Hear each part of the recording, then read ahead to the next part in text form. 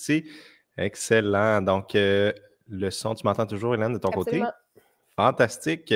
Donc, on est en live. Bonjour tout le monde pour notre super live d'avant les fêtes de pré-Noël. Donc, je suis en compagnie aujourd'hui d'Hélène Sarah, dont on va pouvoir échanger dans la prochaine trentaine de minutes, probablement 45 minutes Ouais. peut-être. Donc, on va avoir plein de beaux sujets aujourd'hui, juste avant le temps des fêtes, juste avant les vacances. Fait que soit vous êtes dans le gros jus, puis vous êtes dit, je mérite une petite pause, je vais manger, je vais écouter ça. Soit votre boss n'est pas au bureau parce qu'il est déjà parti en vacances, vous dites, j'ai pas besoin de travailler. Va en profiter, partez! Fait que, bref, in any case, peu importe ce qui vous amène avec nous aujourd'hui, on est très contents. J'ai d'ailleurs, j'ai pas mis mon déguisement de Père Noël, mais j'ai mis ma tuque pour l'occasion. Donc, j'espère qu'on va avoir du fun. Puis, en fait, j'en suis certain parce qu'on va parler de croissance, de publicité, de maths un petit peu pour comment, en fait, essentiellement faire plus d'argent avec moins de dépenses. Donc, généralement, ça devrait être quelque chose qui devrait être intéressant, qui devrait interpeller des gens. Donc, first, The Elephant in the Room, qui est Hélène Sarah, donc qui m'accompagne aujourd'hui. Dans le fond, j'ai un gros crush professionnel parce qu'il y a à peu près 3 personnes qui aiment les mathématiques au Québec. Puis quand j'ai commencé à recevoir les infolettes d'Hélène, je trouvais ça vraiment cool. Je trouvais qu'elle allait vraiment en détail dans des sujets, justement de décortiquer les chiffres derrière les revenus, derrière les dépenses, derrière la rentabilité. Et puis donc, j'ai vraiment trouvé ça cool. On s'est parlé, puis ça a tout de suite cliqué. Fait que j'ai on devrait partager ça au plus grand nombre. Alors, Hélène Sarah est fondatrice, dans le fond, de Grid, dont elle pourra nous parler un petit peu plus, et du site Calcule ça, sur lequel moi j'étais tombé, justement, qui vient décortiquer puis donner plein d'outils, dans le fond, des grilles, des outils, des calculateurs, dans le fond, pour vous aider, peu importe un petit peu là, c'est quoi votre situation du moment.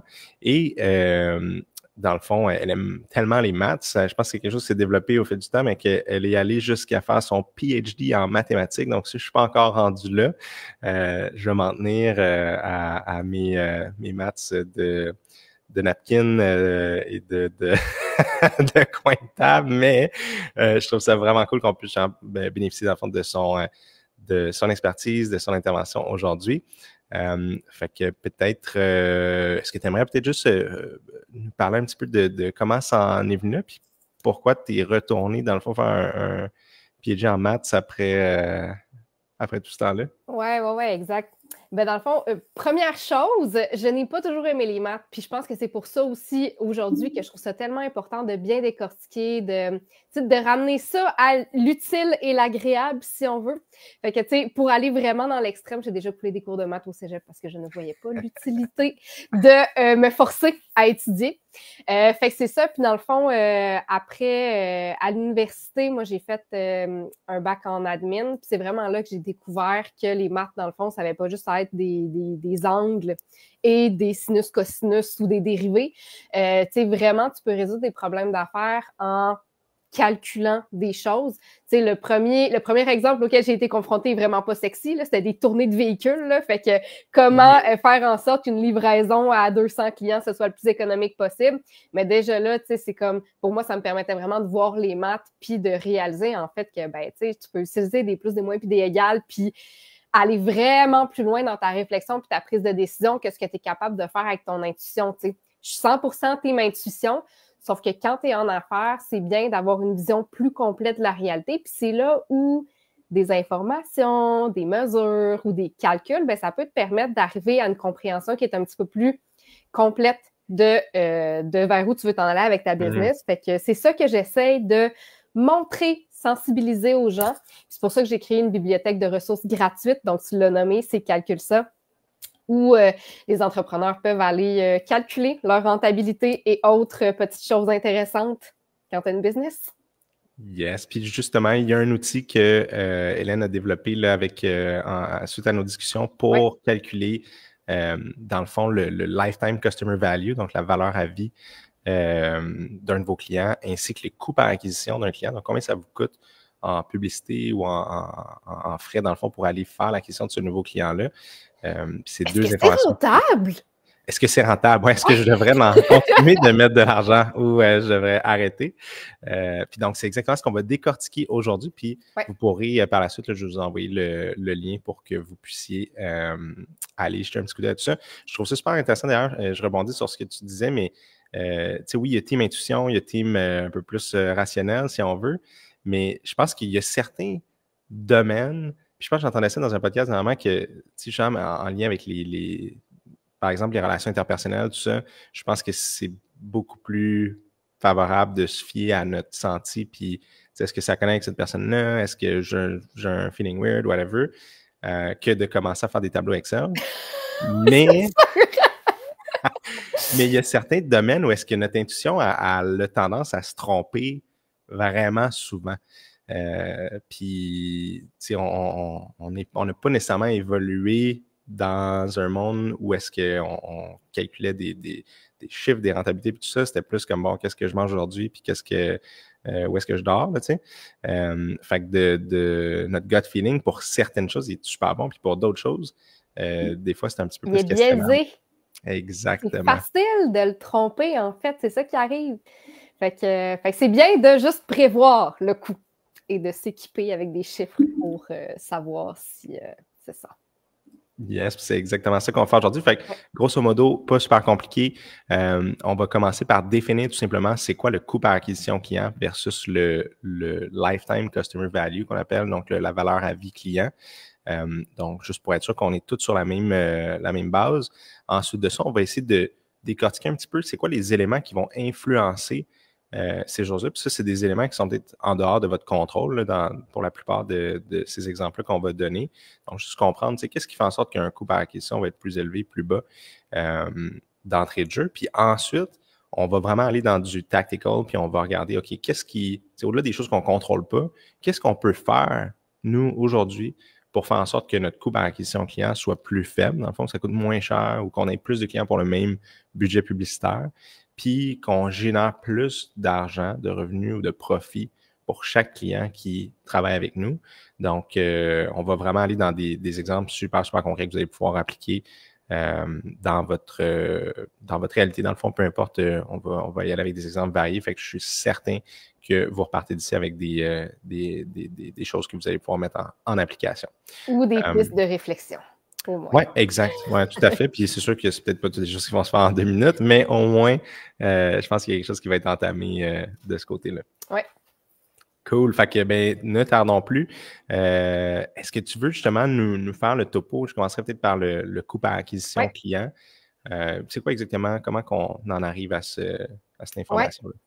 Je vais partir avec quelque chose un petit peu plus large. Même quand tu dépenses rien comme argent, parce que, tu sais, là, on s'entend que avec toi aujourd'hui, on va parler de publicité. Fait que nécessairement, c'est de l'argent qui est impliqué. Mais même quand tu ne dépenses pas d'argent, on a des fois tendance à penser que de convaincre quelqu'un de faire affaire avec nous, ça peut être gratuit. Or, ça ne l'est absolument jamais.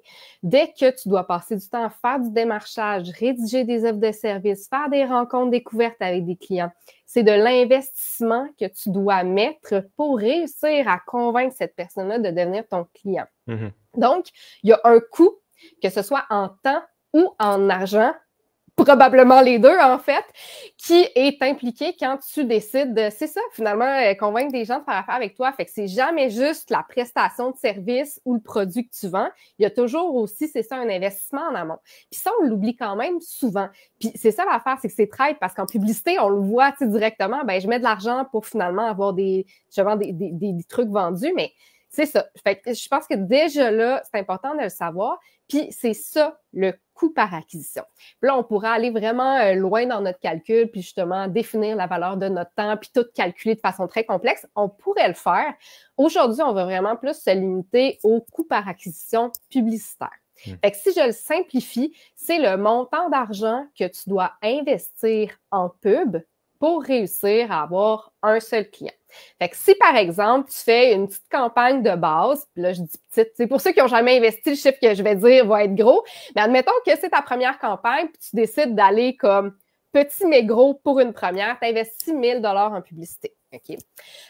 Puis suite à ça, c'est 5 personnes qui s'inscrivent à ta formation ou qui achètent ton service.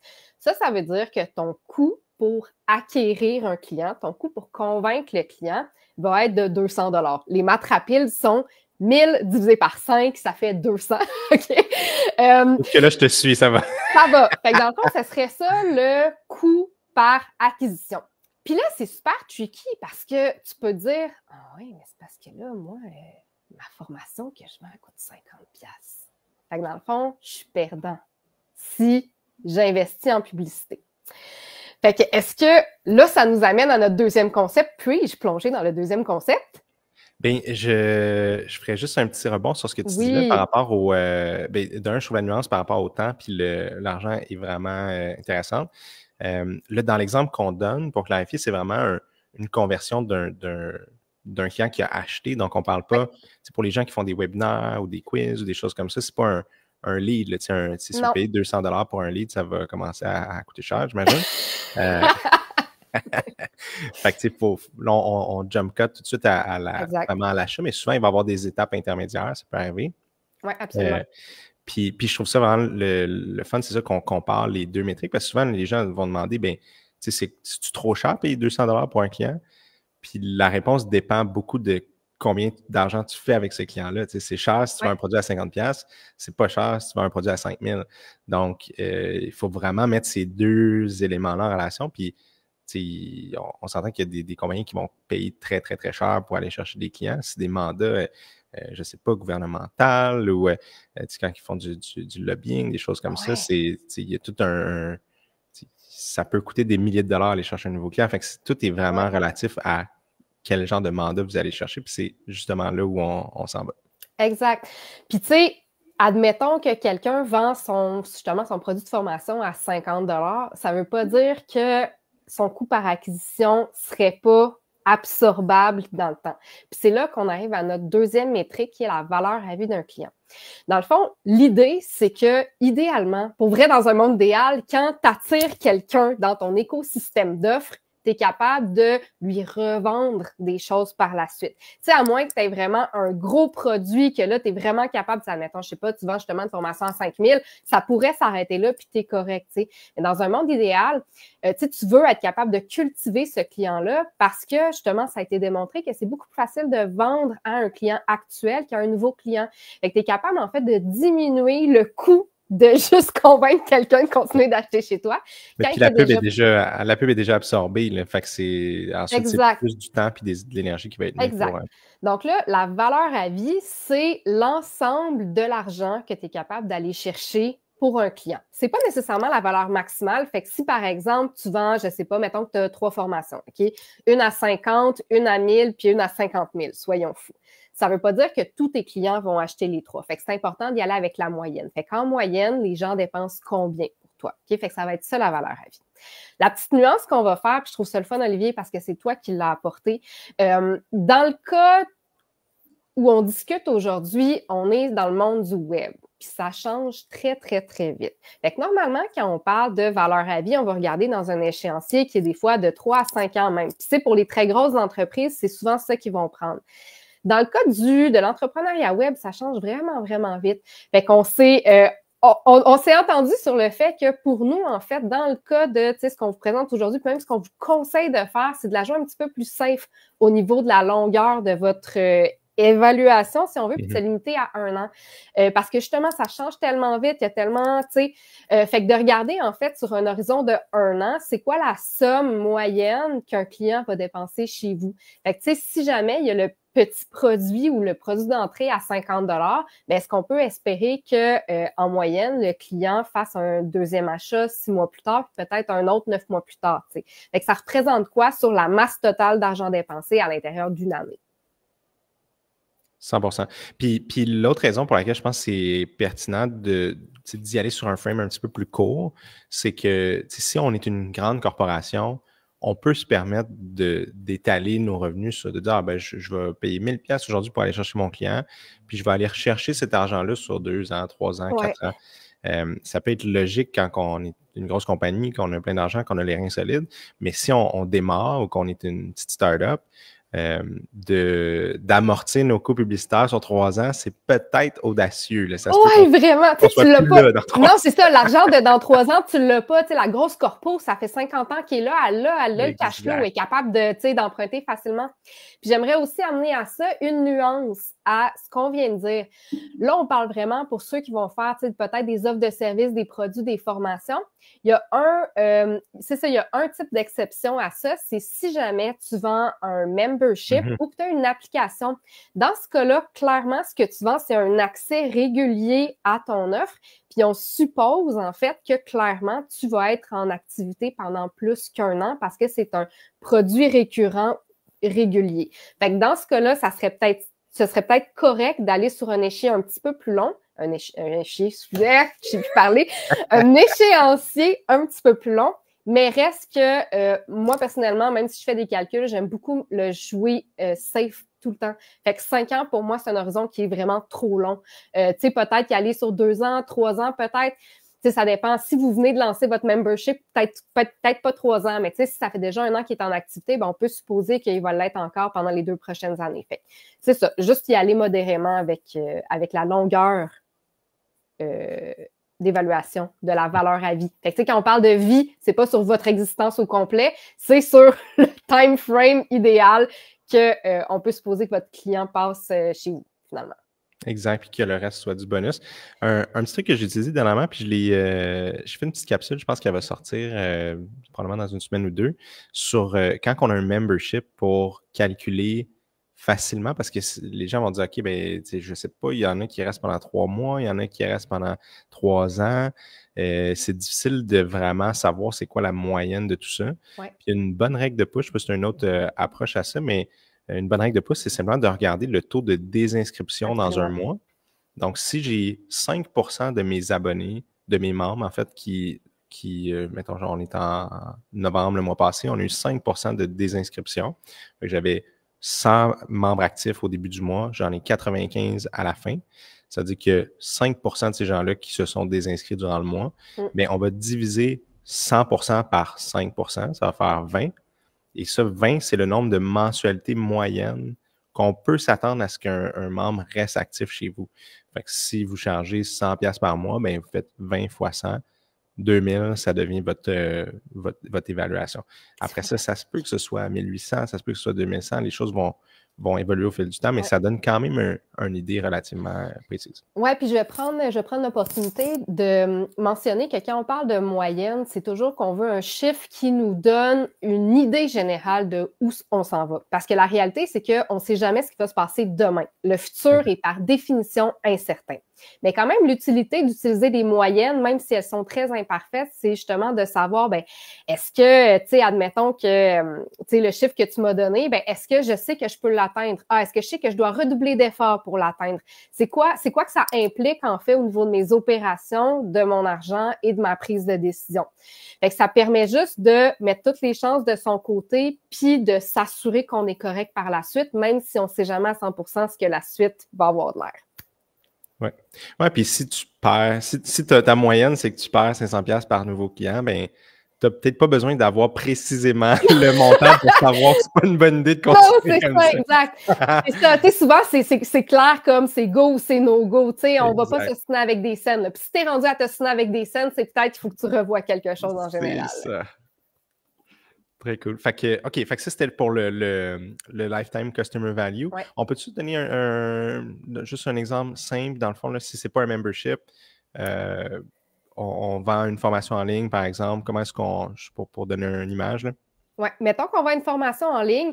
En fait, c'est ça, super intéressant. C'est que si tu as une formation en ligne, puis que tu t'attends à ce que les gens la consomment dans l'année, que ça finisse là, la valeur à vie de ton client va être le montant de cette formation en ligne-là.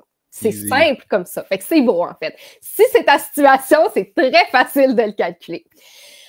D'un autre côté, si tu vends une formation et que suite à la formation, tu proposes des upsells à tes clients comme des séances de coaching individuel, comme une formation supplémentaire, plus avancé, là, ce que tu vas être capable de considérer, c'est une valeur à vie qui est un petit peu plus grande. L'erreur à ne pas faire, c'est de considérer que ta valeur à vie, c'est le montant maximum que quelqu'un peut dépenser chez toi.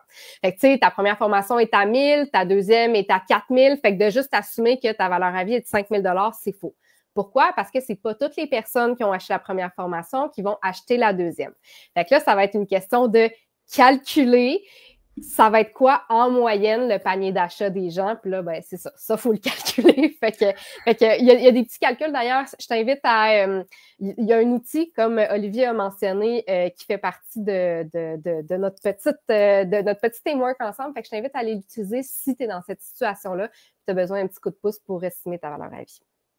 Oui, make sense. Puis, pour donner un exemple, parce qu'on l'a fait dernièrement avec un client, l'idée, c'est que, tu sais, comme Anne dit, si c'est pas tout le monde, si c'était 100% des gens qui achetaient le deuxième produit, à ce moment-là, la valeur à vie, ce serait le prix du premier plus le prix du deuxième. Ouais. Mais si c'est la moitié des gens qui l'achètent, donc vous pouvez regarder, vous dites, OK, mon programme niveau 1, j'ai 100 personnes qui l'ont acheté. Puis de ces gens-là, mon programme niveau 2, il y en a 50 qui l'ont acheté. Ouais. Fait que c'est la moitié. Puis donc, vous calculez la moitié de la valeur de ce programme-là. Exact. Tout simplement. C'est bien dit. Merci. J'aime ça faire des maths avec toi, comme ça, si je dis n'importe quoi, je vais me faire corriger. Non, c'est parfait. C'est parfait. Cool. Fait que, fantastique. Fait que, maintenant, on a une idée, c'est quoi ça? Le coût par acquisition, la valeur à vie. Qu'est-ce qui va influencer ces éléments-là? Puis tantôt, on va aller plus dans les tactiques que vous pouvez faire pour influencer ça. Mais juste pour qu'on comprenne un peu, c'est quoi pourquoi est-ce qu'une personne va avoir un coût par acquisition à 200 puis une autre à 2000? Qu'est-ce qui peut venir influencer ça selon toi? Mon Dieu, il y a plusieurs différents éléments. Mon Dieu, je sais pas par quel a commencé. Je vais y aller par celui qui me vient en tête, puis tu m'interrompras si jamais je vais trop dans le détail ou pas assez. Okay? Go for it. Fait qu'en gros, entre le moment où tu fais de la pub et le moment où quelqu'un devient client chez toi, il y a une suite d'actions différentes. OK? C'est pas genre, je vois ta pub, je t'achète. OK? Il y a tout le temps une action intermédiaire, surtout quand tu vends pas des bas. OK? Je comprends que si tu fais une pub de bas, clairement, tu peux t'attendre à ce que quelqu'un passe à l'action tout de suite. Mais si on parle d'une formation, par exemple, il va généralement avoir une action intermédiaire. Souvent, on va parler de webinaire. Donc, tu fais ta pub, les gens s'inscrivent au webinaire, puis après ça, les gens achètent ton offre. OK? Fait qu'à ce moment-là, tu as différents points de critique dans lesquels tu peux perdre ou convaincre des clients. Fait que là, dans le fond, entre le moment où quelqu'un voit ta publicité et le moment où il s'inscrit à un webinaire, ça, c'est un peu... c'est pas hors de ton contrôle. Est-ce qu'on peut parler ici de qualité? Qualité, mettons, du prospect ou... parce que j'ai vraiment beaucoup de concepts dans ma tête en même temps, fait que je m'excuse si j'ai envie de tous les dire en même temps. Mais si on se concentre sur cette... Je récapitule. Je vais juste finir mon explication des différents steps, puis après ça, on pourra analyser chacun plus en détail. Fait que dans le fond, entre le moment où quelqu'un voit ta pub et s'inscrit au webinaire, là, ici, il y a différentes façons que tu peux mettre en place pour augmenter cette conversion-là, si on veut. Puis, généralement, ça va être au niveau de la qualité de ta publicité. OK? Fait qu'ici, il y a comme une première conversion. Ensuite de ça, rendu au webinaire, là, ici, tu as un autre point de qualité. Fait que plus ton webinaire est bon, plus que tu as des chances de convaincre tes gens de passer à l'action par la suite. Fait que si ton webinaire est poche, ben ça se peut en fait que tu aies littéralement aucun client. Fait que tu sais, oui, tu es capable d'avoir des estimés pour le passage des fois j'appelle ça des coudes, là. Fait que là, tu sais, entre la pub vers le webinaire, tu as un coude, puis entre le webinaire puis le passage à l'action pour l'achat de la formation, tu as un autre coude. Puis ça ici, comme je dis, tu es capable d'avoir des statistiques de base de l'industrie pour te fier, mais c'est aussi les endroits où tu peux vérifier si tu es capable d'augmenter la qualité. Fait que dans le fond, c'est ça. Fait que là, comment augmenter la qualité de chacun de ces coudes-là? Bien, en fait, il y a plusieurs choses justement qu'on peut faire pour améliorer ça. Puis ce qui est le fun, c'est que quand on fait justement un premier webinaire avec un partenaire, bien, on va faire le mieux qu'on peut, évidemment, mais ensuite, on va pouvoir regarder ces stats-là, puis on va pouvoir regarder, bon, mais qu'est-ce qu'on peut faire pour améliorer les pubs. Qu'est-ce qu'on peut faire pour améliorer la conversion du webinaire? Donc, c'est toujours une boîte noire quand on commence. On ne sait pas qu'est-ce que les chiffres vont être. Ouais. Puis là, on throw it at the wall, on fait du mieux qu'on peut, puis là, on va regarder, bon, mais turns out, ma conversion en webinaire, c'est de, mettons, 2,5 %. Est-ce que je peux faire mieux que ça? Puis donc là, on va essayer d'améliorer la présentation, peut-être en faisant plus de pratiques, peut-être en ayant plus de gens qui sont sur le webinaire en même temps pour avoir un engouement puis du social proof. Peut-être qu'on peut rajouter une garantie ou faire une des choses qu'on a fait d'ailleurs qui a très, très bien fonctionné, c'est de faire un concours pour les gens qu'on dévoile dans le fond à la fin du webinaire. Fait qu'on s'assure que les gens soient plus présents, dans le fond, pour venir le voir, parce que s'ils ne l'écoutent pas, ils ne savent pas comment gagner le concours. Ouais. Et le taux de rétention, dans le fond, va être amélioré aussi, parce que là, le monde se dit, peut-être que je m'en irai, mais je vais attendre à la fin pour le voir. Puis là, bien évidemment, souvent, l'offre et la promotion qu'on fait est à la fin. Fait que là, est-ce qu'on peut passer ce 2,5-là à 3 % ou à 3,5 % ou plus? Puis même principe pour les pubs, il faut tester des publicités. Probablement que si votre coût moyen de publicité est, mettons, à 5 $ du prospect pour le webinaire, bien, ça se peut que vous avez des pubs à 9 $ puis des pubs à 3 $. Donc, d'aller regarder dans votre dashboard Facebook lesquels performent le mieux. Puis nous, souvent, ce qu'on va aimer faire, c'est même chose, on ne peut jamais deviner d'avance. On va vraiment essayer toutes sortes de choses, toutes sortes de types de créatifs, des textes différents, tout ça. Puis ensuite de ça, on va commencer à se focusser sur ce qui fonctionne. Fait que si on voit que toutes les pubs qui parlent de tel problème ou tel enjeu performent mieux que la moyenne, bien là, on va recréer des versions de ces pubs-là.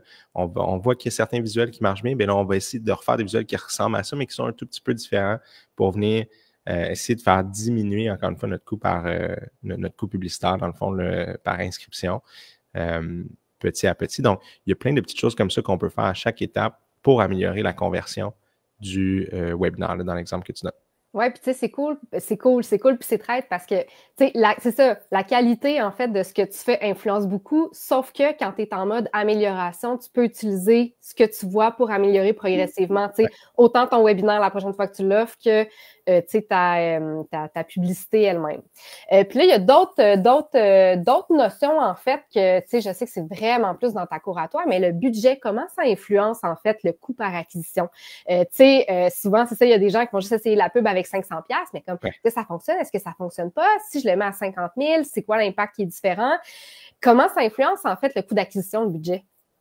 Bien, c'est une bonne question. En fait, puis c'est ça va toujours dans la même direction. Plus on met d'argent, plus le coût par acquisition va augmenter. C'est-à-dire que d'une certaine façon, on pourrait, si on s'arrête juste à ça, on pourrait dire que le best, c'est de mettre le moins de budget possible parce que ma profitabilité va être meilleure. Pour ceux qui connaissent le concept du ROAS, le Return on Ad Spend, donc combien de dollars de vente je fais par dollar de pub que j'investis. Donc, c'est un peu genre le retour sur investissement publicitaire. Donc, si je mets 100 $ par jour de pub ou 100 $ ou 1000 $ pour la campagne, comme tu disais tantôt, bien, je vais avoir peut-être, je donne un chiffre fictif, mais ça pourrait être un 10 de ROAS, par exemple. Ça veut dire qu'à 1000 $, j'ai fait 10 000 $ de vente. Puis ça, normalement, ça devrait être assez pour rendre beaucoup de gens heureux. C'est pas pire, c'est bon, tu sais. Fait que là, je me dis, mais crème, si j'ai fait 10 000 avec 1000, je vais mettre 10 000 la prochaine fois, puis je vais faire beaucoup plus d'argent. Puis c'est sûr, sauf que ce qui va arriver, plus on est agressif du côté du budget publicitaire et plus notre retour sur investissement va se mettre à diminuer. Fait que ça se peut que là, si on met 10 000 au lieu de 1000, qu'on ne soit plus à un 10 de ROAS, on va peut-être tomber à un 8, un 7,5. Ça peut vraiment dépendre de la grosseur du marché. Entre autres, combien de personnes? Est-ce que je vends quelque chose qui est extrêmement pointu puis qu'il y a à peu près 12 personnes au Québec qui peuvent utiliser, comme un cours sur les maths, comme on est en train de faire aujourd'hui? Ou c'est quelque chose de super populaire qui s'adresse à tout le monde, le dressage, par exemple, d'animaux, des choses qui a vraiment littéralement des millions de personnes qui pourraient acheter ça. Donc, plus on a un budget qui est important sur une même quantité de personnes dans une audience, bien, ça va faire que notre ROAS va diminuer. Donc, ça devient de plus en plus difficile d'être rentable, plus on en met. Sauf que, et c'est là que c'est quand même un gros sauf que, c'est que globalement, on va quand même faire beaucoup plus de sous. Tu sais. Ouais. Donc, il y a certains targets que nous, on se donne. si on fait un test puis qu'on voit qu'on a un 10 de ROAS, c'est sûr qu'on va augmenter les budgets parce qu'on sait qu'on laisse de l'argent sur la table. Donc, on va augmenter les budgets, puis là, ben, ça tombe à 8, on va continuer de les augmenter jusqu'à temps qu'on arrive dans un range. Nous, on aime bien se fixer autour de 3 à 5 dans le fond de ROAS. Ouais. Puis comme ça, ben, on sait que on ne veut pas se rendre à 2 parce que là, si tu fais 2 piastres à chaque pièce, on a des dépenses, on a des gens payés, on a plein de choses. Mais en même temps, si on fait 10 piastres à chaque pièce, c'est parce qu'il y a probablement plein de monde qu'on ne rejoint pas en ce moment. Il y a de l'espace encore. Exact. Puis de laisser cet espace-là à nos compétiteurs, c'est pas une bonne idée. Non. Et de laisser le temps filer aussi parce que vous savez que la pub Facebook coûte plus cher aujourd'hui qu'elle coûtait l'année passée. Et elle va coûter plus cher l'année prochaine qu'elle coûte cette année. Donc, juste l'inflation, l'utilisation de la plateforme, le fait qu'il y a plus d'annonceurs qui quittent justement les médias traditionnels pour aller vers la publicité en ligne, ça fait en sorte qu'il y a de plus en plus de compétition sur ces plateformes-là. Puis c'est ça, c'est toujours l'offre et la demande. Donc, combien de personnes qu'on vise puis qu'on essaie de rejoindre? Puis combien d'autres annonceurs essaient de rejoindre ces mêmes personnes-là. Ouais. Et c'est ça qui va influencer en dehors d'un contour. C'est pour ça que si moi je fais la pub ou si Hélène fait la pub, ça ne sera pas le même coût parce que moi je m'adresse à X personnes dans un domaine spécifique. Puis Hélène s'adresse à d'autres personnes différentes. Ça se peut que ce soit plus cher ou moins cher juste en partant à cause de l'industrie, puis à cause de la compétition, puis à cause de la grandeur de cette audience-là. Super intéressant. Parce que je suis juste en train de calculer des affaires dans ma tête. Puis juste, je sais que ça n'a pas rapport trop avec notre sujet d'aujourd'hui, mais je pense que c'est vraiment important de, quand tu te lances dans la pub, de connaître ton seuil maximal de ROAS que tu peux accepter, en fait. Fait que, dans ton cas, c'est 3. Ça veut dire que tu es capable d'absorber, en fait, un genre de profit qui est équivalent à 70% de tes ventes, finalement. Fait que ça, c'est vraiment important, en fait. Je l'ai dit un petit peu croche, mais ce qui est vraiment important, c'est de savoir combien tu es capable, justement, d'accepter d'investissement publicitaire compte tenu de toutes tes autres dépenses, puis de quand même être capable de faire un profit à la fin. Fait que pour ça, je pense que j'ai pas directement des outils sur mon site web qui permettent de le calculer, mais ça s'en vient.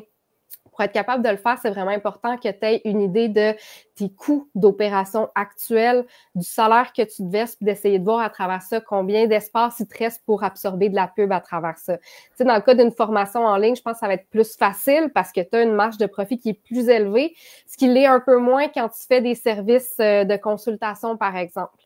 Parce que là, tu veux quand même être capable de justement payer tes bills puis ton salaire à la fin de l'année. Fait que c'est important de savoir excusez l'anglicisme, là, mais ce threshold-là.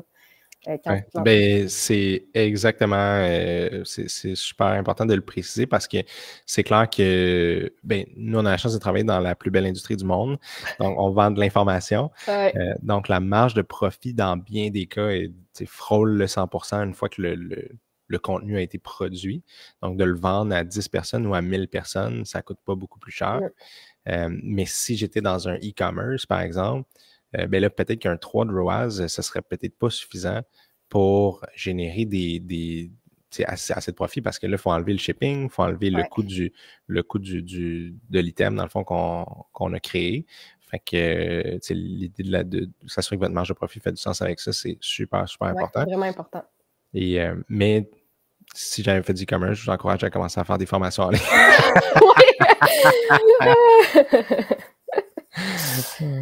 Donc, cool. Est-ce que tu avais d'autres exemples pour le coût par acquisition ou on se dirige vers Je pense qu'on est quand même correct. Là, on a couvert quand même pas mal d'affaires. Ça donne certaines pistes. Fait que même principe pour ce qui est de la valeur à vie client. On a donné déjà des exemples, peut-être juste pour faire un petit mini recap. C'est quoi un peu les facteurs qui vont venir influencer cette valeur à vie cliente-là?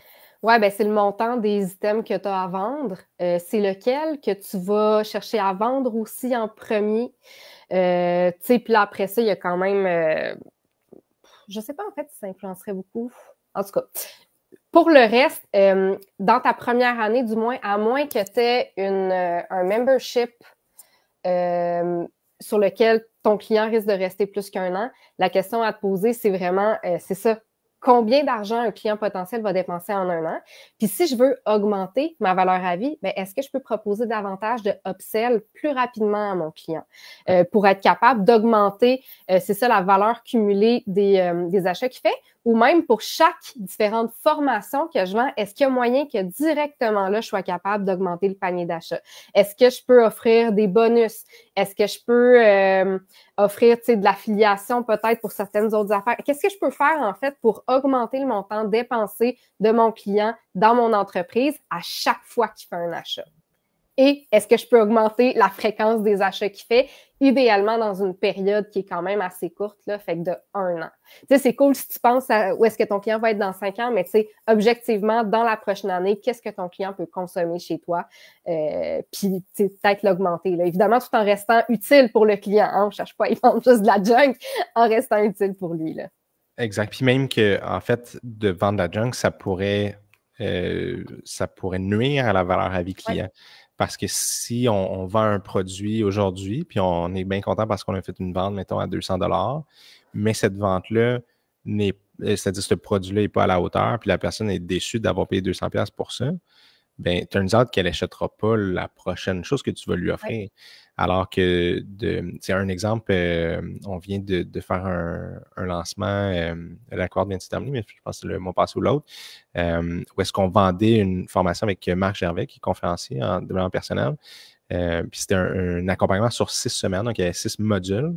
Puis le lancement a tellement bien fonctionné qu'on s'est assis ensemble. Je me suis dit, là, la meilleure chose qu'on peut faire là, sachant qu'on rentre dans nos sous puis la vie est belle, c'est de donner 8 modules au lieu de 6. Fait que comme ça, les gens qui ont acheté quelque chose en se disant, je vais juste avoir 6 modules, bien là, on essaie de dépasser, je parle tellement en anglais, dépasser les attentes. Puis comme ça, bien, le bet, la majorité des gens, ou peut-être pas la majorité des gens, mais certaines personnes vont dire, hey, si j'en donne plus, dans le fond, je vais faire moins d'argent sur ce lancement-là. Mais nous, ce qu'on s'est dit à la place, c'est qu'on va faire un petit peu moins d'argent sur ce lancement-là. Mais si les gens sont vraiment impressionnés par ce qu'on a mis comme effort et comme travail là-dedans, bien, quand on va leur proposer une prochaine formation, tantôt, bien, ils vont être intéressés à venir aussi. Ils ne vont pas avoir l'impression qu'ils se sont fait avoir. Là. Non, c'est clair, c'est clair. Puis tu sais, dans ce cas-là, je pense que tu amènes vraiment un bon point qui est très, très qualitatif, mais c'est tout ce qui est autour de l'expérience client. Tu sais, c'est cool de chercher à être rentable, puis souvent, je sais que j'ai un petit peu trop ce discours-là de calculer ben combien tu fais à l'heure, puis tu sais, oui, c'est important de savoir est-ce que tu break even ou pas, mais au-delà de ça, quand tu veux continuer à vendre à tes clients et donc augmenter leur valeur à vie, ben c'est absolument essentiel d'investir dans cette relation-là. Puis, tu sais, ça devrait jamais être vu comme une dépense, ça devrait être planifié comme une tranche de tes opérations au final. Tu sais, tu devrais le prévoir, en fait, dans ta planification, autant financière que budgétaire de temps, là, de te laisser de l'espace, en fait, pour cultiver cette relation-là, puis t'assurer, en fait, que tes clients reviennent, tu sais. Oui, 100%. Puis je pense pas que c'est très scientifique, mais une façon peut-être de voir ça qui peut aider les gens, c'est de dire, bon, ben si j'avais un 300$ de budget publicitaire pour convaincre un nouveau client d'acheter ma formation, ben pour quelqu'un qui l'a déjà acheté, normalement, vous n'avez pas besoin de remettre ce 300$ en pub. Donc, vous pourriez, dans votre tête, là, faire un petit budget puis dire, bon, ben OK, on peut en donner plus que ce qu'on le ferait normalement parce que là, on a du lousse. Là, on n'a pas besoin de repayer de la pub pour cette personne-là. Fait que de le mettre en temps ou en énergie pour vraiment fidéliser ces individus-là puis votre communauté, au final, c'est là où est la vraie valeur sur le long terme. Là.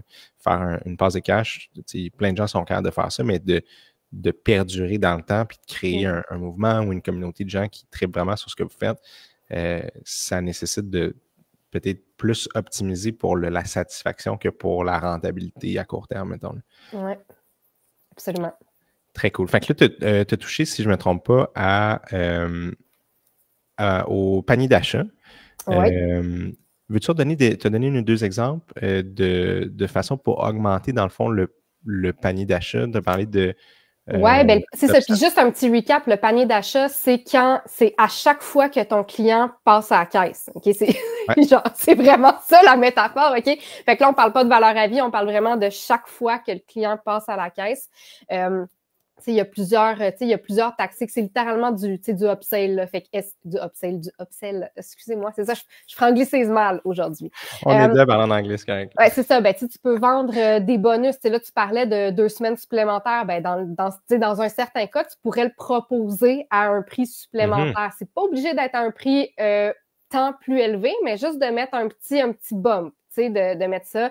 Ça peut être des séances de consultation. Puis dans ce cas-là, souvent, quand tu fais de la formation en ligne, on s'entend que ton temps, c'est vraiment comme quelque chose d'inaccessible un peu parce que tu vends de l'expérience de groupe. Donc là, c'est pas rare que les gens qui proposent des upsells en temps individuel, ça va être du 5 000 $ pour une journée, là, si c'est pas plus. Fait que tu es capable quand même d'augmenter drastiquement le montant d'achat qu'un client peut dépenser. Évidemment, ce ne sera pas tous tes clients qui vont dépenser ça, là, mais tu es quand même capable d'augmenter ton panier d'achat de cette façon-là.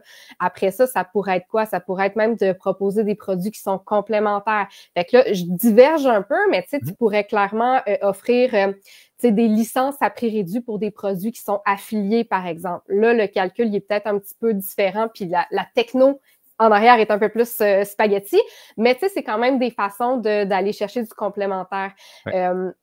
Ça pourrait être aussi les services de quelqu'un d'autre qui est complémentaire pour qui tu prends une cote. On s'entend que rendu là, les différentes opportunités d'aller augmenter le panier d'achat, ça peut être quand même assez varié. Évidemment, mais les pas toutes, là. Faut que ça ait du sens avec l'offre que tu développes, mais ouais, c'est une belle façon d'augmenter la quantité d'argent que ton client dépense à chaque fois qu'il dépense. But wait, there's more. Exact. Pense à justement quand tu t'en vas à n'importe quel magasin, là, toutes les affaires à côté de la caisse, là, c'est exactement ça qu'ils veulent. Là. Ah, ben c'est juste une petite affaire à 2 piastres, une petite affaire à 1 piastre. Des fois, ça n'a pas besoin d'être beaucoup, mais quand si tu as un bon volume de clients, ben des fois, le 1-2 piastres, ça peut faire une différence, t'sais. 100%, ouais. Puis je pense que tout le monde a déjà vu ça là, quand vous achetez quelque chose, puis vous voyez le petit, on appelle ça un bump offer, là, donc le cocher pour ajouter un petit quelque chose à 50$, ben, c'est l'équivalent du paquet de gomme là, sur le bord de la caisse. Puis s'il y a une personne sur 3, sur 4 qui le prend, mais on vient d'augmenter toujours un petit peu notre panier moyen. Peut-être un autre exemple aussi qui peut être intéressant, c'est tout simplement d'avoir différents forfaits aussi. Donc, d'avoir un forfait, par exemple, pour votre cohorte standard. Puis, comme Hélène disait, si c'est pas du one-on-one, ça pourrait aussi être d'avoir une formule VIP où est-ce que là, des gens peuvent payer plus cher pour avoir un accompagnement plus personnalisé, soit des Q&A ou des lives en plus petits groupes ou un support. On a des partenaires qui font des supports sur Voxer là, par texto, des choses comme ça. Fait qu'il y a des gens qui vont dire hey, j'aimerais bien ça, avoir le full package, mais j'ai juste 1000 $, fait que je peux pas. Mais il y a des gens qui sont plus aisés, qui sont sérieux dans leur démarche puis qui vont vouloir payer plus cher pour avoir un accompagnement premium. Puis donc, s'il y a une personne sur 4, sur 5 qui prennent le forfait VIP, ben c'est toutes des choses qui vont augmenter votre valeur de panier, dans le fond. Exact. Sweet. Donc, OK, fait que la valeur, le panier moyen. Tu as parlé ensuite de ça, de la fréquence des achats. Fait que comment est-ce qu'on peut augmenter, dans le fond, la fréquence des achats? Tu as parlé de différents, dans le fond, programmes, d'avoir d'autres cours à offrir ou d'autres produits, si on veut. Oui, ben, je pense que c'est pas mal ça, en fait. C'est que si tu fais juste un lancement dans l'année, tu as pas mal juste une fréquence. Si on se limite à une valeur à vie qui est annuelle. Fait que, tu sais, c'est sûr que plus que tu as de lancements, plus que tu as d'opportunités d'augmenter ta fréquence dans la limite où ils sont adressés aux mêmes clients. Fait que si, par exemple, tu as, la même formation, mais qui s'adresse à 4 publics différents, là, tu n'augmentes pas ta fréquence. OK? Fait que juste comme soyons clairs là-dessus, la fréquence est pour un même client, puis c'est ça qui va affecter la valeur à vie de ton client. Oui, make sense. Puis un exemple qui me popait pendant que tu parlais, c'est aussi, on a une partenaire, Marie-Hélène, qui fait des programmes de remise en forme. Puis son programme, il y a des étudiantes qui veulent le resuivre plus qu'une fois. C'est pas quelque chose que tu fais une fois puis c'est réglé. Parce qu'on sait que la remise en forme, c'est un lifetime thing. Apparemment. Fait qu'une des choses qu'on a fait avec elle pour augmenter le taux de renouvellement, des gens qui l'ont acheté une fois, qui veulent le refaire une deuxième fois, ben c'est qu'on fait des codes promo pour les gens qui veulent le refaire, dans le fond. OK, c'est cool. Je ne sais pas c'est quoi, mais par exemple, tu as un 10%, un 20% si tu l'as déjà acheté. Mais là, si ça incite plus de gens à revivre l'expérience. On vient d'augmenter la fréquence. Donc, c'est des gens qu'on a déjà payé pour cette publicité-là. On n'a pas besoin de le refaire. Puis, ils vont nous redonner un petit peu moins d'argent. Mais si on donne un rabais de 10%, mais qu'on a sauvé 30% en pub, techniquement, cette deuxième récidive-là est plus rentable que la première même. Ouais. Ouais, puis justement, ça me fait penser, il y a certains programmes ou formations qui donnent accès au contenu pendant une durée limitée et que tu peux acheter une prolongation de l'accès au matériel qui soit annuel ou, tu sais, semestriel, par exemple, quoi que ce soit. Là. Fait que c'est sûr que là, ça dépend de ta philosophie de est-ce que c'est vraiment un accès à vie pour la formation ou pas, mais c'est une façon. Là. Puis sans que ce soit l'accès à la formation au complet, ça peut être, par exemple, je sais pas, tu offres une formation, tu veux que le contenu soit accessible à vie, mais tu fais aussi des Q&A qui roulent en continu, par exemple, ben là, ça pourrait être un réabonnement pour l'accès aux Q&A. Oui, tout à fait. Ouais. Très cool. Je regarde un autre élément. On a parlé un petit peu aussi, c'est ça, des marges. Donc, les marges vont influencer. On en parlait tantôt au niveau du temps et de l'énergie que vous mettez dans votre programme. Fait que je pense que c'est vraiment important, comme on disait tantôt, d'y aller avec équilibre. Le but, c'est pas nécessairement de minimiser votre investissement de temps si c'est pour coûter au niveau de la fréquence. Donc, tous ces facteurs-là sont reliés les uns avec les autres. J'essaie d'avoir la plus grosse marge possible, puis je mets, tu sais, que le programme il est vide, puis qu'il n'y a pas d'accompagnement, puis que c'est pas bien fait. Ça se peut que ça fasse plus de tort que de mal. Mais en même temps, il y a souvent des petites choses qu'on peut optimiser pour que ça nous prenne moins de temps ou que ça nous coûte moins cher de livrer ce programme-là sans heurter la qualité, dans le fond, du cours. Oui, absolument. Oui, absolument. Puis, tu sais, justement, dans le monde des formations, quelque chose que j'ai tendance à remarquer beaucoup, c'est que les gens partent leur première formation puis ils font déjà des modules tout enregistrés, tu sais. Mais l'investissement en temps qui est nécessaire pour préenregistrer une formation versus la donner en direct, ça n'a rien à voir. En plus, quand tu le sais que, tu sais, de donner plusieurs fois la formation, bien, ça te permet de l'améliorer au fur et à mesure. Mais des fois, c'est pas une mauvaise idée de te dire, ben, je vais la donner en direct. C'est sûr qu'après ça, ça fait, tu sais, une heure et demie pour la personne à visionner en différé. Sauf que, tu sais, ça te permet d'être proactif, ça te permet de diminuer ton temps. Puis, down the road, ça peut te permettre d'augmenter une certaine expérience client. Fait que, tu sais, il y a un trade-off comme ça, juste au niveau du médium de communication que tu peux analyser les pour et les contre. Là. Honnêtement, préenregistrer des modules de formation, c'est drainant. Là. Ça peut être super approprié pour certaines formations. Puis d'autres, tu sais, surtout quand tu y vas en cohorte, ben des fois, le faire en live, ben c'est vraiment la technique qui est la moins énergivore finalement, puis qui donne des résultats qui sont genre bien corrects, là. Exact. C'est toujours différent, en fait, selon le sujet que vous abordez. Puis il y a des choses qui se portent mieux en préenregistré, des choses qui se portent mieux en cohorte. Fait que, il n'y a rien qu'on dit là qui est vraiment une prescription at large. Ouais. C'est vraiment des pistes de réflexion pour voir, est-ce que vous avez trouvé le sweet spot dans l'équilibre est-ce que vous avez suffisamment de marge quand même dans ce que vous faites pour pouvoir continuer de le faire. T'sais. Des fois, on veut rendre ça pas cher pour que le plus de gens puissent y accéder. Mais on oublie que si on charge pas cher pour, ben on fait pas d'argent, on peut pas mettre de pub. Puis là, ben au final, on se retrouve à pas être capable d'en vivre ou pas être capable de rejoindre notre audience, puis on n'aide pas finalement personne avec ça. Absolument. Sweet. Puis un dernier petit élément, je sais pas si tu vas le trouver, mais il y a un dernier élément, je pense que les gens penseront pas, qui va influencer quand même aussi la valeur à vie client. Qui est moins direct, mais plus indirect. Dans le fond, je sais pas si je te donne des bons indices. Non, vraiment, c'est jump in. Le pire intervieweur. Non, mais en plus, je suis tellement pas... moi et la subtilité des autres, là, je vois absolument rien. Fait que faut vraiment... Vas-y. C'est bon. Ben, là, je m'en allais, en fait, c'était pour les références. Donc, tellement... Ouais. As-tu des expériences avec ça ou un... Non, absolument pas. C'est juste tellement un bon point, tu sais. Tu t'économises tellement d'argent en marketing quand tu es capable de faire en sorte que tes clients passés soient tes ambassadeurs. C'est des moyens marketing qui te coûtent plus rien, tu sais. Parce qu'ils sont là pour évangéliser tout le monde sur à quel point ce que tu as fait, c'était bon, tu sais. Oui, puis il y a des façons d'encourager ça, je pense. Oui, aussi, oui. Et le plus évident, c'est évidemment donner une formation qui va créer une vraie transformation que les gens vont apprécier puis vont avoir envie de recommander. Si ça marche pas, ou tu sais, on parle dans le milieu des formations, mais c'est vrai pour n'importe quel produit. Fait que la qualité est toujours super importante, les résultats sont toujours super importants. Mais après, il y a certaines tactiques ou gimmicks qu'on peut mettre en place. On le voit dans les produits physiques aussi énormément, là, les codes promo à partager à un ami, les affiliations aussi, si vous donnez, mettons, je suis sur WeCook, là, dans le fond, fait toutes les semaines, ils me le disent, fait que ça doit être quelque chose qui est très rentable pour eux. Ils disent, hey, tu fais 60$ si tu nous recommandes un ami, puis lui, il sauve 60$. Fait que c'est sûr que le fait qu'il y ait un incitatif monétaire, ben, il y a sûrement plus de gens qui le font que s'il n'y en avait pas du tout. Oui, absolument.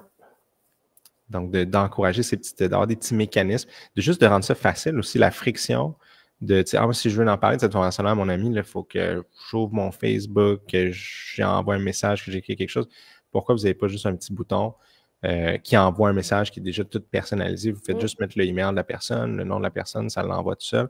Il y a des fois des petits mécanismes que c'est ce qu'on peut rendre ça facile. Nous, un autre exemple, c'est pour des reviews sur Google Maps, sur Facebook, des choses comme ça. Si vous en parlez pas ou vous demandez à quelqu'un, peux-tu aller mettre un review, puis là, il faut qu'il cherche ta page, puis je dis, on s'entend que dans le monde d'aujourd'hui, le moindre effort est un effort de trop, là. C'est vrai. C'est complètement fou. Fait que si j'avais à demander quelque chose comme ça, je mettrais le lien directement. Je dis, hey, peux-tu me faire un review? Clique ici, puis t'es ready to go. Là, tu peux, puis à la limite, tu peux déjà le pre-fill. Si tu veux, il y a bien des...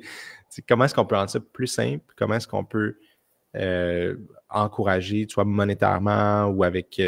des fois, il va y avoir des membres comme VIP dans le groupe. Donc, on pourrait augmenter ou donner des droits supplémentaires à des usagers qui ont partagé votre formation ou votre produit à des amis ou qui ont fait des références. Il y a plein de petites façons comme ça qui peuvent s'adapter à ce que vous faites.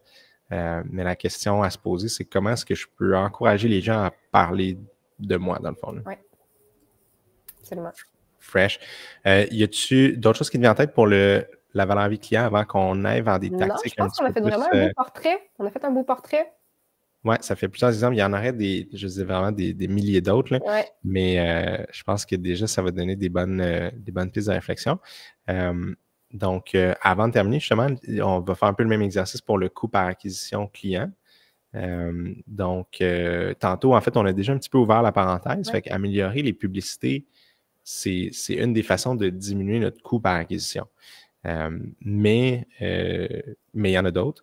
Donc, est-ce que tu as d'autres pistes, Hélène? Sinon, c'est un côté que je maîtrise quand même bien aussi. Ben, moi, je suis vraiment dans la qualité là-dessus. Fait qu'à part dire fais un meilleur webinaire ou, tu sais, parce que des fois, le webinaire n'est pas la seule façon que tu peux amener des gens dans ton écosystème pour les convaincre d'acheter. Des fois, ça peut être un appel. Tu sais, mais là, est-ce que tu es un bon vendeur au téléphone? Est-ce que tu es capable d'augmenter tes skills? Est-ce que, tu sais, etc.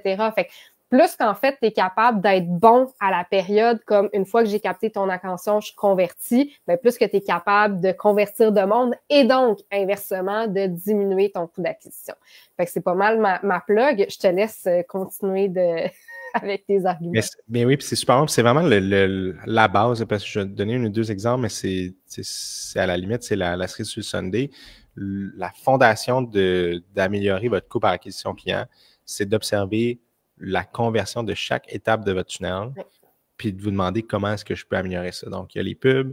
Ensuite de ça, il y a votre page d'inscription. Est-ce que vous pouvez faire des tests à différentes versions de votre page? Est-ce qu'il y en a qui convertissent à 10%, d'autres à 20%, d'autres à 30%? C'est vraiment gigantesque. Là. On est en train on va bientôt releaser en début d'année une nouvelle vidéo là, pour le bureau, je pense, qui parle de cette idée-là que quand on augmente, par exemple, sur une page d'un webinaire, d'une inscription, si on augmente la conversion de 10 à 20%, la majorité des gens vont penser, je vais faire 10% plus de ventes. Mais en réalité, vous allez faire 100% plus de ventes parce que de 10 à 20%, c'est une augmentation de 100%. C'est fou, hein? C'est insane. Ouais. Fait que le moindre petit pourcentage que vous pouvez améliorer, ça semble banal. Là, on peut en parler tantôt, nos billets, puis comment notre intuition nous trahit des fois. Ça a l'air niaiseux, 10%. Mais de 10 à 20%, c'est la différence entre faire un lancement qui aurait fait, tantôt on disait 10 000 puis 20 000, ou de faire un lancement qui aurait fait 100 000 à 200 000 pour le même budget publicitaire. C'est complètement insane. Oui. Oui, vraiment. Puis, tu sais, quand tu ne l'as jamais fait, moi, j'aime beaucoup me fier à, tu sais, des moyennes de l'industrie. Fait que ça permet d'aiguiller un petit peu, à quel endroit mon processus est moins bon que les autres, tu sais. Ouais. Fait que, par exemple, tu sais, la moyenne de l'industrie est que, je vais juste aller chercher mes petits stats, là. Admettons, pour les gens qui, tu sais, s'inscrivent à un webinaire puis qui finissent par acheter, tu sais, on va parler d'entre 2 et 3 %. Fait que si je suis à 1 %, clairement, mon problème est mon webinaire. Fait que, tu sais, si j'augmente ma qualité, puis que je passe, comme tu dis, de 1 % à 2 %, là, je viens de doubler les inscriptions, fait que c'est pas rien. Ouais. Fait que tu es capable, en fait, d'identifier ton point de... ton goulot d'étranglement, finalement, là, ton point de faiblesse, juste déjà en partant, en te comparant aux moyennes de l'industrie. Puis si tu l'as déjà fait, tu peux te baser sur tes propres benchmarks. Fait que, par rapport au passé, est-ce que je suis bon? Est-ce que je suis pas bon? Est-ce que, c'est ça? Est-ce que c'est plus ma page de capture? Est-ce que c'est plus mon webinaire? C'est où, en fait, que je peux vraiment m'améliorer pour voir des gains? Ce qui est le fun, c'est que cet impact-là, je pense pas qu'on a nécessairement besoin de le présenter finalement, Olivier, dans le live d'aujourd'hui, mais dans l'outil que je vous ai fourni, toutes les instructions sont en ligne. Là. Fait qu'on va vous donner le lien pour aller l'accéder. Mais dans l'outil, tu peux faire l'estimation de ça va être quoi l'impact de ces petits changements-là. Fait que ça peut être intéressant pour toi de voir, justement, comme, ça, c'est mes chiffres actuels, ou, ça, c'est les chiffres qui sont dans l'industrie, mais comme, ce serait quoi l'impact, en fait, de changer juste une petite affaire, puis t'es capable de le voir directement, tu sais. Fait que ça peut être intéressant pour justement t'aiguiller sur c'est quoi la prochaine amélioration qu'il faut que tu fasses, là. Oui, most def, puis c'est ça, de faire, je pense, des estimés avant de commencer, ça nous aide un petit peu à avoir des targets puis des objectifs clairs. Puis ensuite, prenez les résultats que vous avez, puis voyez qu'est-ce que je peux faire de mieux. Puis je pense que la meilleure recommandation, c'est vraiment ce qu'Hélène vient de dire, au lieu de juste vous lancer aléatoirement à essayer d'améliorer tout, si vous remarquez que vraiment la pièce qui semble être plus problématique de votre tunnel de vente, c'est le webinaire ou la page d'inscription ou les pubs, si on avait illimité de temps, on ferait tout, mais si on a 20 heures à mettre pour l'améliorer, aussi bien le mettre là où est-ce que ça va faire le plus mal. Puis donc, de voir c'est où qu'on est vraiment en dessous des standards, puis où est-ce qu'on est peut-être déjà au-dessus des standards, même si les résultats sont décevants, pour dire, je ne vais pas me casser la tête à essayer de faire 12 déclinaisons de ça pour améliorer d'un Non, c'est ça. Si ton webinaire, tu as une conversion de 5 %, là, s'il vous plaît, mets pas ton énergie là. Exact. C'est juste comme ça vaut pas la peine. Ça, c'est vraiment ce serait de la procrastination productive. Là. Essayer d'améliorer un truc qui, au final, fonctionne déjà. Là. Oui, puis pendant ce temps-là, ne pas améliorer la chose qui ne fonctionne pas. Fait que exact. C'est compliqué. Peut-être la dernière étape du funnel que des fois les gens vont oublier, c'est d'améliorer vos suivis. Donc, il y a beaucoup de gens qui ne vont pas nécessairement acheter sur le moment de l'émotion, le pendant qu'ils sont dans le webinaire, mais qui vont acheter par la suite. Donc, si vous n'avez aucune séquence de suivi courriel, si vous n'avez pas de publicité en reciblage, nous, on aime beaucoup utiliser, par exemple, des témoignages en reciblage. Donc, d'attirer des gens vers un webinaire avec des témoignages, ça peut fonctionner, mais de convaincre des gens qui sont déjà en train d'y penser avec les messages de d'autres personnes qui sont venues dans vos cohortes passées. Des fois, c'est juste la petite chose qui manque pour faire « OK, ouais, j'ai assez confiance pour tenter le coup ». Fait que de s'assurer que le suivi après le webinaire est bien est solide. Dans le fond, là, ça va aussi aller chercher quelques pourcentages de plus de conversion à travers tout ça. Puis, petit last bonus, en fait, les gens de Direct Response vont pas m'aimer. Thierry va me créer des bêtises, mais parce que tous les exemples que j'ai donnés là, c'est des choses qui sont très concrètes, qui vont en résultat dès maintenant, puis qui sont pas très nébuleux. Là. C'est des choses qui se chiffrent vraiment bien. Mais une chose, je pense, qui est quand même importante à garder en tête, c'est le brand, dans le fond. Donc, votre branding, ce que les gens pensent de vous, ce qu'ils ont déjà vu par rapport à vous, l'expérience qu'ils ont vécue avec vos courriels, avec vos derniers lancements, avec même après l'achat d'un produit, c'est quelque chose qui va soit venir vous nuire au fil du temps, comme on discutait tantôt, ou au contraire, qui va rendre tout beaucoup plus facile parce que si la confiance est établie, que les gens ont déjà un préjugé favorable envers vous, ben ils vont être plus tendance à vous écouter, puis à rester jusqu'à la fin, puis à acheter ce que vous avez à offrir, que si ils ont un préjugé négatif dans le fond. Fait que c'est sûr que de penser à votre branding, même si c'est plus difficile là, à chiffrer, ça reste toujours quelque chose d'important. Oui, vraiment. Donc, cool. Je pense qu'il est déjà 59 en plus. Donc, c'est fou, hein? Ça passe vite. Le temps passe vite. Écoute, juste avant qu'on se quitte, il y a deux choses que je voulais m'assurer de préciser. Premièrement, le document, en fait, le document d'aide, puis tous les autres outils que Hélène a préparé pour vous, dans le fond, se retrouvent sur calcul.ca. Puis, plus particulièrement, il y a la page, dans le fond, que je vais mettre en commentaire là, sur Facebook là, dans une minute. Donc, vous allez pouvoir aller directement sur la portion, là, combien ça coûte un client en publicité, puis aller rentrer vos chiffres par vous-même, puis les calculs vont se faire automatiquement. Là, donc, ça va vraiment vous donner une bonne piste de départ par rapport à ça. Est-ce que c'est rentable pour moi ou pas? Est-ce que ça vaut la peine ce que je fais ou je devrais essayer d'autres choses? Ou y aller différemment. Puis l'autre chose, que le timing est bon, je pense que tu as un petit événement qui s'en vient d'ailleurs avec Alex Martel, avec d'autres collaboratrices. Oui, c'est ça. Donc là, c'est en personne. Le 17 janvier 2024, on fait un événement sur la thématique de la valeur. La valeur, c'est évidemment lié au prix, mais aussi à ce que les clients pensent de toi et de la valeur que toi, tu es capable de tirer de tes offres. Donc, c'est un événement qui est destiné principalement aux entrepreneurs de services. 4 ateliers par Audrey-Anne Turcot, moi-même, Rosalie Côté et Alexandra Martel. On va parler de design de service, donc comment créer des offres qui te donnent de la valeur à toi et qui respectent ta zone de génie. Je vais parler de chiffres, évidemment. Donc, est-ce que tes offres sont rentables ou pas?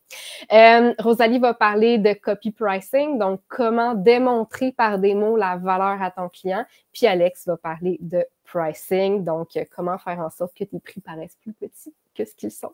Fait que c'est ça, super le fun. Journéedelavaleur.com si vous voulez avoir toutes les infos et participer, ça va être vraiment cool.